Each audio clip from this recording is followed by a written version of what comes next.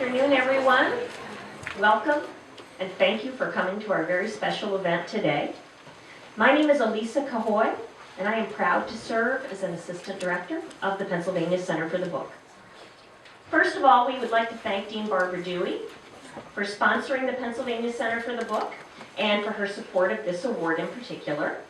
We would also like to thank Associate Dean Lisa German. I know she's here, there she is, for her support and guidance as well. We would like to thank Wilson Hutton for his design assistance, and there is Will right there. He made our beautiful poster. We'd like to thank all of the faculty and staff of the Pennsylvania Center for the Book, if they could all stand, including a special thank you to our outreach coordinator, Caroline Weremuth. Caroline is over there. There you go, who puts together this entire event. We would like to thank all of our Lynd Ward Prize Advisory Board members who guide and support this award from year to year. And they are Catherine Grigger, John Meyer, Scott Smith, Loanne Snavely, Sandra Stelz, and a special thank you to our director of the Pennsylvania Center for the Book, Stephen Herb, over there in that corner. Let's all...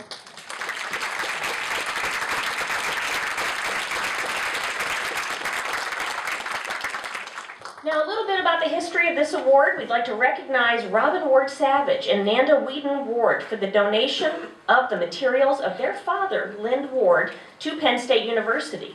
The Lynd Ward Prize honors Mr. Ward's seminal influence on the development of the graphic novel and celebrates the gift of an extensive collection of Ward's wood engravings, original book illustrations, and other graphic art materials, all of these donated by Robin and Nanda. Between 1929 and 1937, Lynd Ward published his, I have a typo here, I said 6 groundbreaking wordless novels, but they're 6. They're not, but they are right here. And they're God's Man, Madman's Drum, Wild Pilgrimage, Prelude to a Million Years, Song Without Words, and Vertigo, all of which have been reissued by the Library of America in a 2-volume box set, and which have been donated by the Library of America to be presented as part of the Lynd Ward Prize today.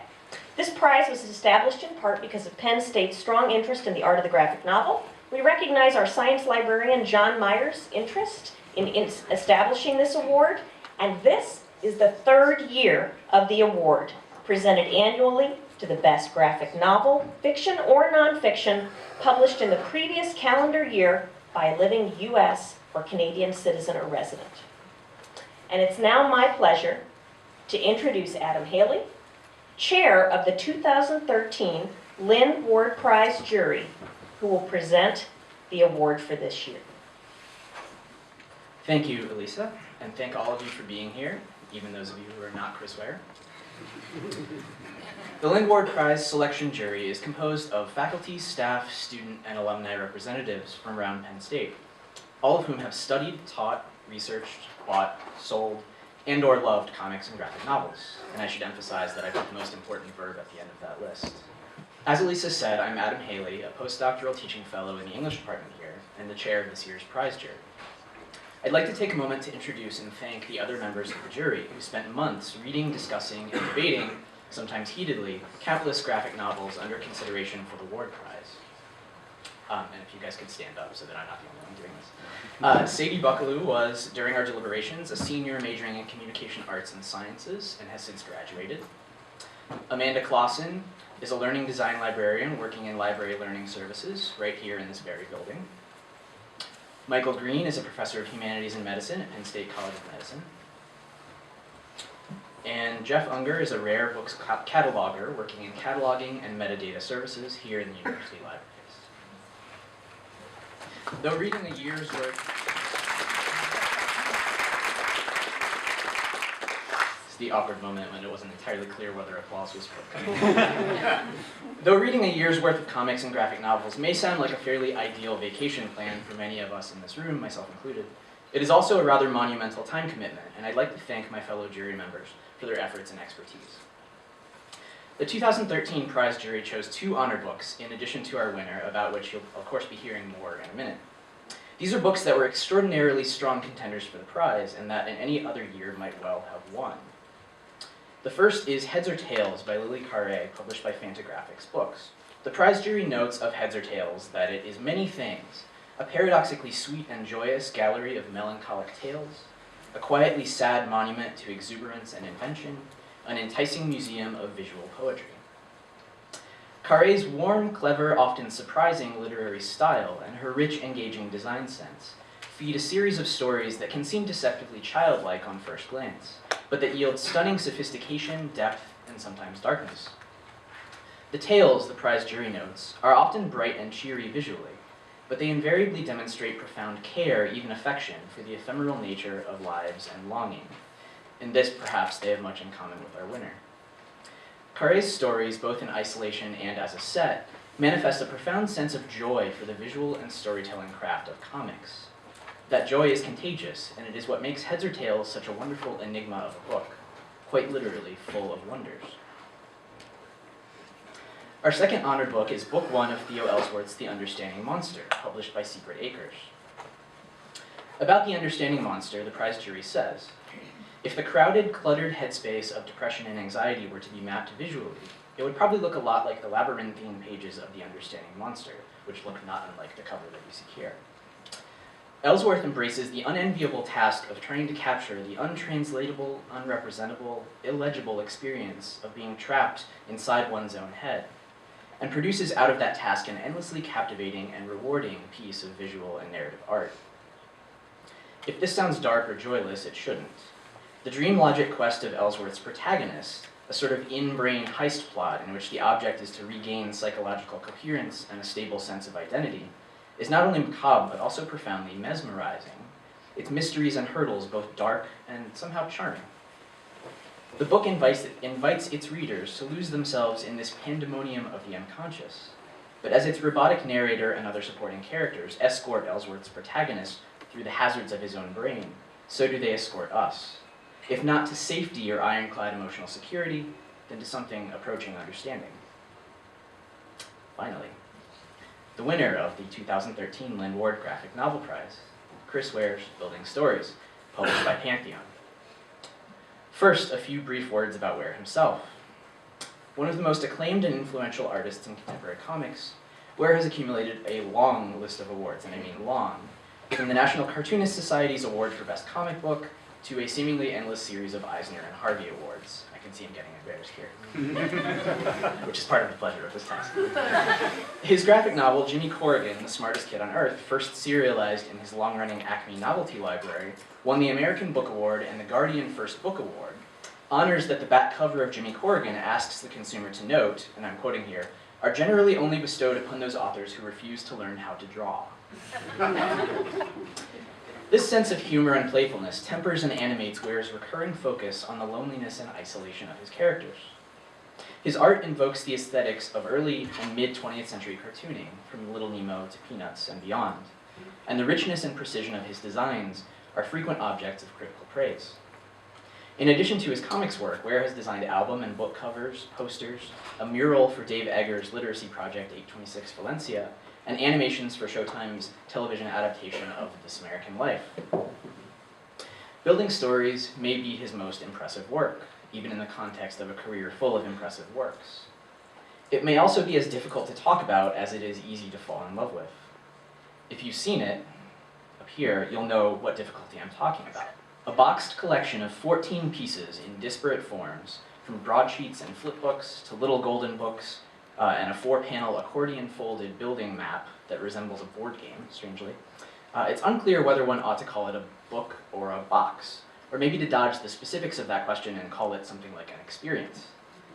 At the very least, there seems to be a consensus that it's a noun of some sort, or maybe not. Building Stories is as much in the verb to build as it is in the building noun around which most of its narratives center. Narratively, it peels back the facade of a nondescript 3-story walk-up in a tired Chicago neighborhood, exposing and empathetically deconstructing the quietly desperate, but also quietly beautiful, lives of a thin parade of nameless tenants who have come to call the building home. These lives are constellated across the 14 narrative artifacts to be unpacked and encountered in an undetermined order. In total, these pieces collapse the binary between to build and a building, process and locale, stories of a building and the building of stories. For Ware, every edifice, every home, every life is an ad hoc assembly process of moments and memories, usually without much in the way of instructions. Though the back of the box, you'll notice, does offer, tongue-in-cheek, and I'm quoting here again, suggestions as to appropriate places to set down, forget, or completely lose any number of its contents within the walls of an average, well-appointed home. So you know how to do that if you look at the back of the box. Stories here are meant not to be told, but to be built, explored, inhabited, not merely visited or observed, but lived in. But for all its aesthetic precision and formal innovation, building stories is far from cold or unaffecting. Its experimental form, the prize jury argues, is a mode of generosity to its characters, whose struggles with the quiet humiliations and unnoticed heartbreaks of day-to-day life take on significance not because they are the stuff of heroic epic or grand tragedy, but because in the aggregate they make up the lives of people worthy of dignity and empathy. When the narrative comforts of plot, chronology, and prescribed character development disappear, we have no choice but to engage with Ware's characters empathetically, as individuals whose experiences matter, not because they are embedded moments in some larger narrative arc, but because they are moments of import to those characters. To live in these built stories is to feel deeply and generously for their inhabitants, to unpack the subtle connections between moments across a life, and to appreciate both the gentle beauty and the inestimable challenges of the mundane. The impressive power of building stories resides in the cooperation between its virtuoso experimental artistry and its dedicated humanism, out of which emerges one of the most accomplished, moving, compelling pieces of fiction in recent memory, in any format. I'm told that Chris vetoed the prospect of a gigantic novelty check, but fortunately this richly deserved prize comes with the box set of Lynd Ward's woodcut novels, so that I have something exceedingly impressive to hand him when he comes up here to talk for himself. On that note, I am incredibly, incredibly pleased to present the 2013 Lynd Ward Graphic Novel Prize to Chris Ware.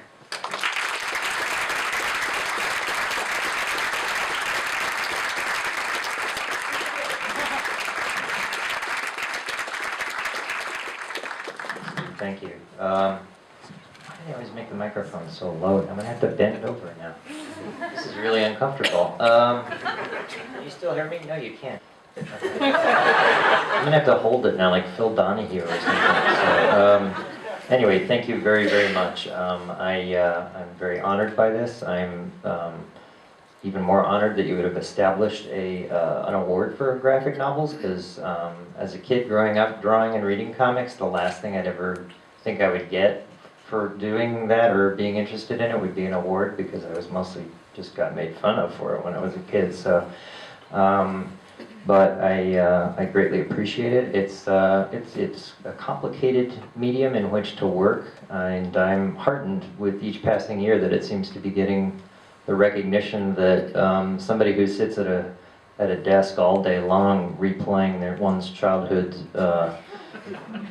difficulties it feels like it should get. So anyway, there's a quote actually from Vladimir Nabokov that I thought I'd mention here. He kind of, I think, unfairly criticized James Joyce's recreation of the stream of consciousness, because he felt that Joyce was leaving out one whole part of consciousness, i.e. that he didn't use images, which is kind of nice to hear, being a cartoonist. I actually disagree with Nabokov, because Joyce manages to create images with words only, which is kind of interesting. But and he's also the only writer who's ever been able to do that, I think. So, cartoonists do use images, and I think it's part of life. It's the way we remember the world, and it's also the way that we kind of reduce the world and kind of ruin the world in some ways too. So that's kind of the role of the cartoonist, is to take that language and turn it back around and try to make the world more interesting. So you can see some heavy lids already here, so I will.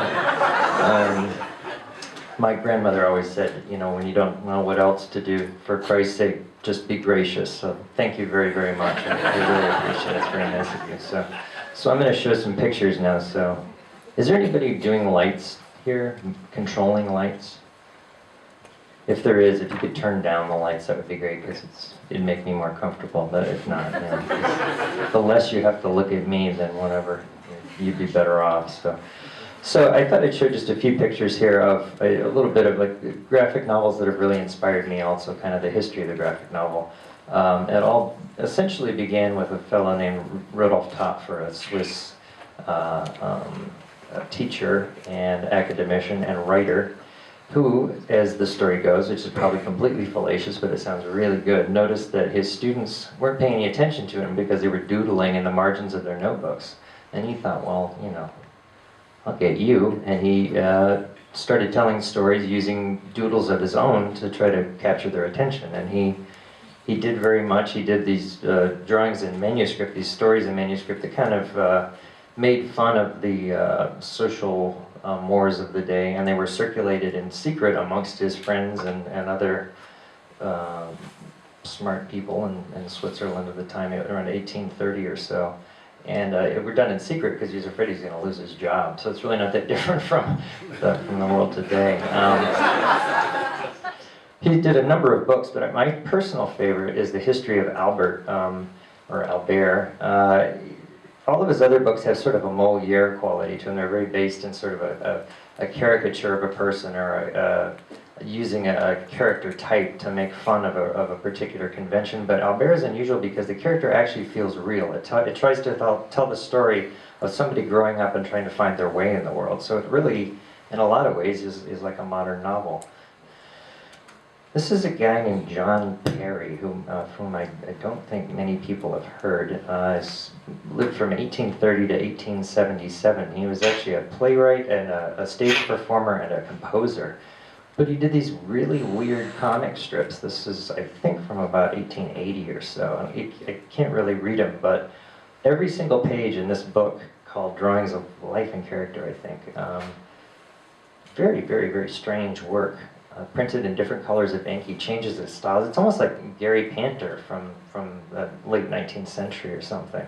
Two different colors of ink here, sort of a parody of a Hold to Light postcard. Obviously he was experimenting with visual storytelling in a way that really wouldn't be done for another 100 years or so.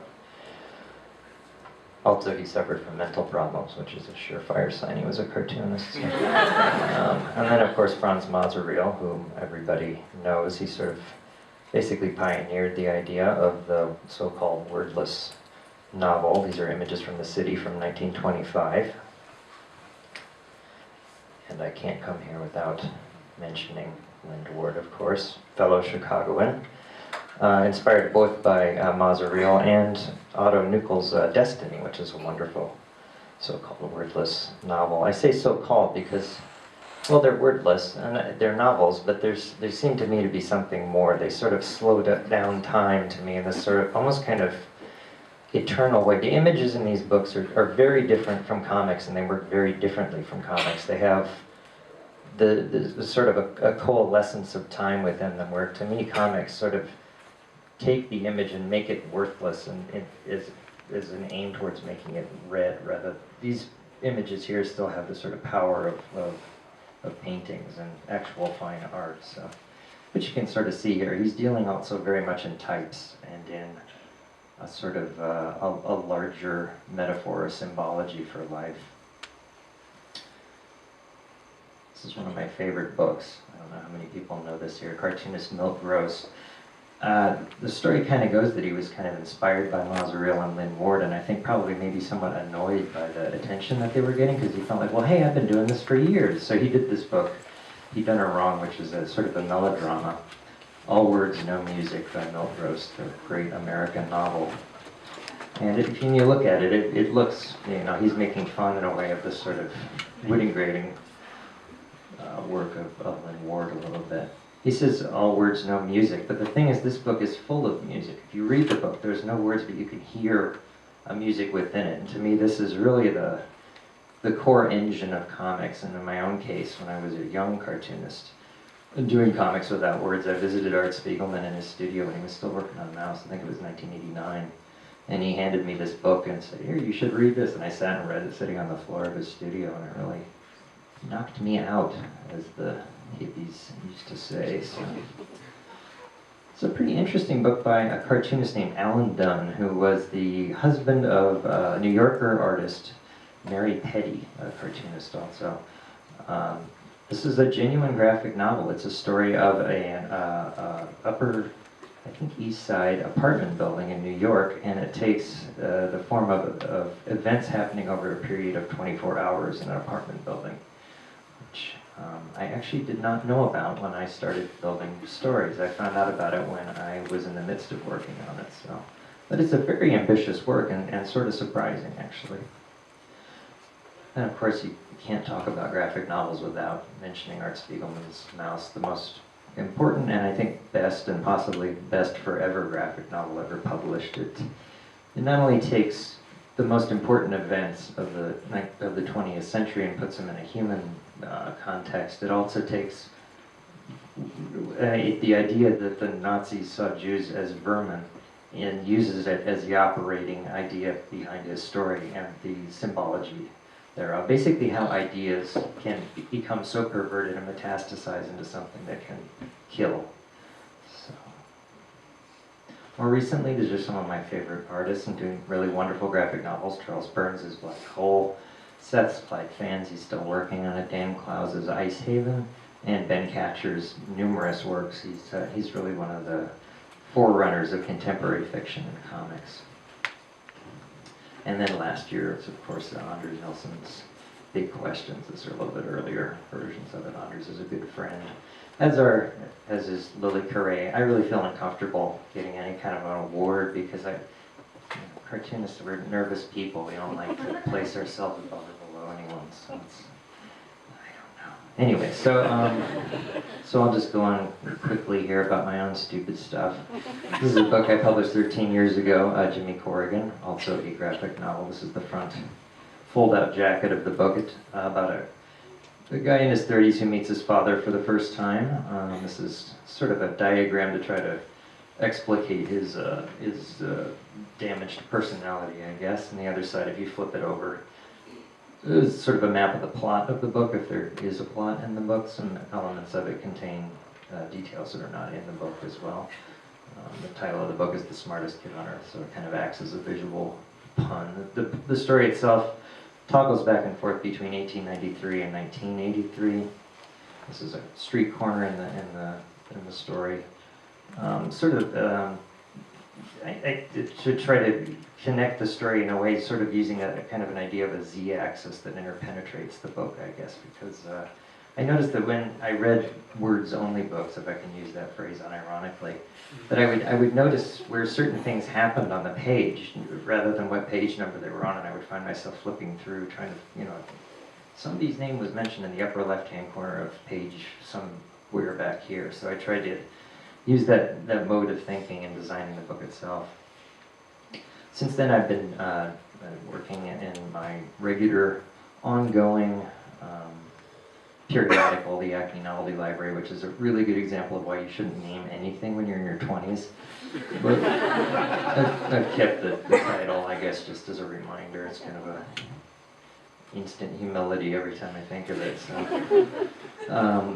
one story is called Rusty Brown. It's about a kid who wakes up in Omaha, Nebraska in the 1970s, convinced that he has superpowers because he can hear his parents screaming at each other through the walls of his house. So, and it kind of breaks up into 6 different chapters about the various people who are in the story. Rusty's teacher and the art teacher who looks very much like me. Rusty's dad, who's sort of a failed science fiction writer. His heart gets broken when he's young and ends up writing a kind of interesting story about it, and then never does anything ever again. And the most recent chapter tries to detail the history of the teenage tormentor of Rusty Brown, just sort of this jerk, rich kid who calls him names and punches him in the hallway, etc. And the book takes the form of telling the entire life story of the character from birth to death, with each page representing a few seconds out of one single year for that particular character's development, and also tries to reflect the consciousness of the character in the structure of the narrative for each page. So it starts out with him being born, and then as he gets older and his consciousness develops and his understanding of the world develops as well, he acquires the facility of language. And then he ends up getting married and having his own kid, going to college, getting divorced, having a second girlfriend and ruining that, then taking over his father's business and running that into the ground, and It's pretty clear where this all ends up. I should mention, though, this was actually inspired by Topfer's Albert, just the idea of trying to tell an entire character's life through the pages of the book, visually. Occasionally I get asked to do covers for The New Yorker. This is not a coincidence, it's because the art editor for The New Yorker is Françoise Mouliard, Spiegelman's wife, and she's very friendly to we cartoonists, and we're all very grateful to her. This is last year's Mother's Day and Back to School covers. The one on the right there was inspired by something that actually happened to me. I don't know if you can see it or not, but the parents are leaving their children behind, and they're all kind of happy and congratulating each other because their day is starting and they get their free time, and the kids are one of the little girls is looking back at their parents with sort of a sad look on her face. That's actually my daughter. Then this year, I also did the Back to School and Mother's Day covers. The Back to School cover is kind of an inversion of the previous one. It appeared 2 weeks after the Newtown shootings, and it's sort of the kids coming back after Christmas break. And all the parents are standing outside the school looking very nervous while all the kids are happily walking back to school. And on the right then is the Mother's Day cover. That's actually my cousin Sally and her partner, and then their 3 daughters there in the background. So the cover on the left was for their money issue, as everybody loves money. The New Yorker every year does a money issue. Not sure why, but the inside cover was actually sold to Citibank, and it appeared like right at the height of the Great Recession. So, and a Halloween cover as well. So, yeah, this cover actually folds out then to be the first panel in a strip about money and about how we place trust in money and to try to isolate, protect, and protect our families in America and keep people like this homeless guy who comes and rings this woman's doorbell. Keep them out, basically. The woman in the strip is somebody I've been drawing for a very long time. She first appeared in the strip on the left in a Swiss magazine, which I got invited to contribute to, I think 11 years ago now. The only caveat being is I had to do every strip in French and German, and I don't speak either language. And lettering is hard enough, so I tried to think of strips that I wouldn't have to letter, because I couldn't do it. So this was the first strip I did. I never thought I'd take it any farther than that, but time goes quickly, and 3 months later they asked me to do another strip. So for lack of any better idea, I thought, well, maybe I'll do a strip about who's ever living on the second floor of the building, and I did a strip about this angry couple who don't really get along with each other. 3 months later, a phone rings again. I think, well, it worked before, maybe I'll try it again. So through the first floor, then an elderly woman who's the owner of the building and not in any relationship and never has been. And then finally the last strip, and these are also based around the seasons, a strip that ties all the stories together about a honeybee who inadvertently hybridizes some flowers in front of the building that ends up actually being then his own demise when one of the inhabitants of the building stomps him, which human beings are apt to do to honeybees, sadly enough. So at this point I realized maybe I was working on a short story or possibly even a book. I wasn't sure, but the New York Times invited me to inaugurate a new section that they'd added to their magazine, which they had optimistically titled The Funny Pages, which I felt very inadequate being asked to fill because my stuff is really not funny. And it generated the appropriate response of a lot of very happy mail, but I did my best. So, and this actually takes the form of each particular episode that ran each week represented 1 hour out of a 24-hour day, obviously, of the building's life. And I honestly found out about the East of Fifth book as I was working on it, so it was kind of a happy surprise. Another strip up, and then I realized that the main character in the book is really this woman living on the top floor, and this is an attempt to get in her mind and her memory about her first sexual experience. A strip about Facebook and how our memories of the world actually affect our perceptions, which really was brought home to me when I visited one of my high school reunions. I think it was my 20th. we're sitting around a table, my friends and I, and we were looking through old yearbooks, and we all agreed that the pictures of the seniors in the yearbook still looked older to us than all of the 40-year-old creeps who were sitting around the table looking at each other. So something going on there very strange in the mind. It's kind of what the core of comics is about. So this was an attempt to try to get at the sort of circular thoughts that go in your mind when you're not really in the most favorable state of mind. And within the book itself this is trying to get at what I think is called the present perfect tense, a sort of sense of the things that happen in a certain space in a certain time that go over and over again every day. Like when you remember a certain place or a certain time in your life, you might think, oh, every day at 7 o'clock I would get up and do this, I would go by that grocery store, etc., etc. So this is just one day in the life of a woman living on the top floor of the building. As was mentioned earlier by Adam in his very kind introduction, she's a kind of a failed artist who lives alone. She thinks maybe she might try to be a writer, so she takes some writing classes and writes about her earlier life as a nanny and her disappointments in art school. This is a story that she writes about an abortion that she has when she's in art school. But later in the story, she's actually married and has her own daughter, so things actually do work out in life. This particular strip is printed the actual size that a 10-month-old child is. The children grow up rapidly. This is a little bit later in the story. And she ends up actually living in the Chicago suburb of Oak Park, where she had worked as a nanny many years before. I should mention, actually, Lynd Ward lived in Oak Park.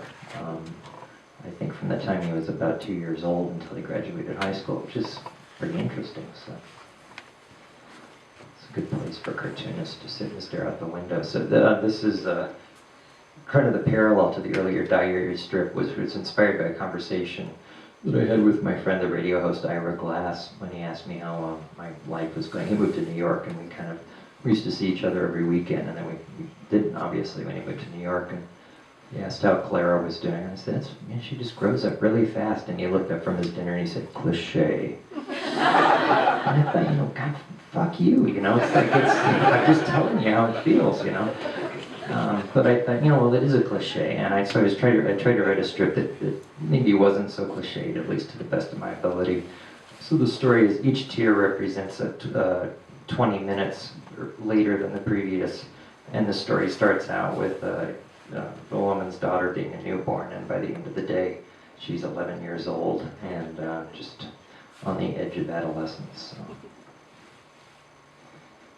So as I mentioned earlier, the story also includes an elderly woman living on the first floor of the building. This is her thinking about the child she never had, memories of her father and her mother, organized centrally. A lot of the book is organized centrally because I think that's the way thoughts are actually organized. They're not linear. They're sort of orbit. They sort of have shapes to them. And then the angry couple in the second floor is an attempt to try to get at, in many relationships, how the touch of affection turns to aggression. And this was originally done for Ware magazine for their iPad edition, but it couldn't run because it would have been too complicated, or at least that's what they told me. I think maybe they just hated the strip, but that's fine. It was eventually, though, made for McSweeney's. McSweeney's took up the reins and made it. This is kind of a emulation of how that worked. I wanted to try to use the touch-sensitive interface of the iPad to try to get at the touching of how touching affects relationships, etc. I really think that that's what really compels us in a lot of ways with these iPhones and iPads that we want to carry around, and as we can manipulate information, or at least it feels like we are. But and I mean, it kind of worked out, but I still sort of feel like I'm just not a fan of the e thing, the e-book thing. It just feels inadequate to me. It, for all intents and purposes, it's like paying 99 cents to have somebody breathe into your mouth. That's basically what it feels like. And I really feel like what writers and poets and for better or for worse, cartoonists try to do is to capture something of the ineffability and the sort of fragility of human experience and put it into a form that's understandable, and it almost needs its sort of concrete quality to kind of contradict that, much in the way that I think our bodies are kind of contain our thoughts and our hopes. So anyway, the book itself is a box, as Adam very kind of described. 14 different books and pamphlets and things, and etc. It's an attempt to tell a story that has no beginning or end, because I think that's the way that we get to know people. When you meet somebody, they don't, hand you a card with their chronology telling you when they were born, when they went to school, etc. You might learn about them from some kind of anecdote or something, and you start to piece together a sense of who and what they are about. And for better or for worse, we all kind of think that we get to know people pretty well, but in a lot of ways we don't. And so fundamentally, we kind of operate all the time under these fictions that we create. So this is not a new idea. This is a book of comic books from the 1920s, and a collection of games from France from the turn of the century. There's something about a box of other boxes or books that seems to promise so much. Like whenever I look at these, I just think, oh boy, I want to look at that. And there's something more compelling about it rather than the sort of masculine linearity of more traditional books. So I really wanted to try to capture that. It was very inspired by Marcel Duchamp's Museum in a Box, which was his kind of late career idea, experiment of putting his entire life's work into what is essentially a salesman's sample. But it has such a nice warmth to it and a real sense of humor to it. And I think he's actually a very warm, funny artist. It's unfortunate that so many people have taken him so seriously that it's affected contemporary art now for over 100 years. So he was very, very much inspired by an American artist named Joseph Cornell, who I think sort of single-handedly kept the flame of 19th century poetry and humanism alive, and by adopting the conceit of the Victorian shadow box and actually turning into its own art form. But his work is not sentimental or even Victorian. It actually has this sort of 20th century astronomical, cosmological emptiness to it, but at the same time it's strangely reassuring and profoundly beautiful. So. And this is the cutout that I made after I finished the building itself, trying to get at sort of the three-dimensionality of memories and how we think of things, but in a sort of a paper form. Also, it actually, the shape of the book, of the building itself, directly mirrors the size of the box itself. So, and I have to thank Michael Case for building one of them and putting it out in the vitrine out there. I'm really sorry he had to do that, but it's very nice of you. So it's really, I'm horrified that another human being actually made one. I just made 2 of them for an exhibition, and printed up copies of it, figuring nobody else would ever put them through the terror of trying to do it. So. The book itself, I don't want to give too much away, but I might as well. I don't know how many people have had this dream or not. You might wake up or have this dream that you see a beautiful painting, or you hear a beautiful piece of music, or you're reading a really good book, and you wake up and you think, gosh, that was really good, I wish I could go back to sleep. And then you realize, like, wait, I was making that up as I went along. It was inside of me. And I really feel like everybody has this thing within them, and this book itself is an attempt to try to get at that feeling. This character has that within her. And this particular strip called Browsing here is about her finding a book in a bookstore that's her book that she's written. And it comes apart into various other little books, and it's in a box. So the box itself is basically the dream object that she has of the book that she's never written made real. So anyway, so that's my nattering there. Thank you again very, very much. Thank you to Ellysa, Carolyn, and Stephen.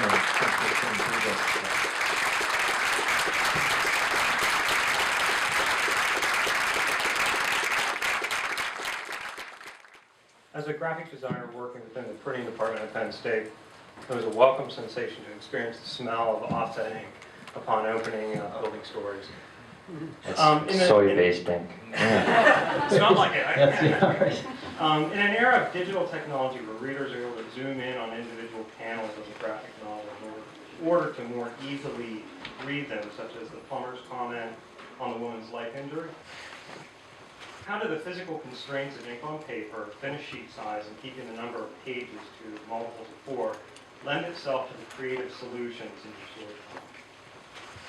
That's a good question. I'm really impressed you wrote that out so mellifluously. You guys are all so prepared. I feel so inadequate. Well, in a way it helps because, first of all, it imposes a little bit of a structure. If you know you have to work in multiples of 4, you start to think in multiples of 4, and that helps. Like when I did the thing for the Ware strip, I thought of it in terms of pages, but I knew that if I hadn't, I would have, I wouldn't have known when to stop necessarily. So it's very important it's almost like I don't even think about it anymore. I know when I'm drawing a strip that it's going to start either in the middle or the upper left-hand corner, and I try to structure it in such a way that this ending of it isn't necessarily given away, even though you might look at the image. And I know that the time that it takes to go from the lower part of the left page to the upper right is going to be built in to the story. And as far as the physicality of the experience goes, it's fundamental to it. I mean, we're at a point right now where the physicality of information is kind of vanishing rapidly, and the gesture for trying to remember something has gone from looking above your head to going like this to see if you have your phone with you. And that's kind of frightening in a way, I think. So, and there's, at least in my generation, there's something about the shape of the newspaper, even if it's just a blank piece of paper or the shape of a magazine, that has a peculiar kind of poetic redolence to it, I guess, or something that I'm trying to key into there. So, I don't know if it'll mean anything to the next generation. It might not at all. So I feel very old saying these things, so it just makes me feel like a tired little creep. So I'm not answering your question at all. It's a very thoughtful question.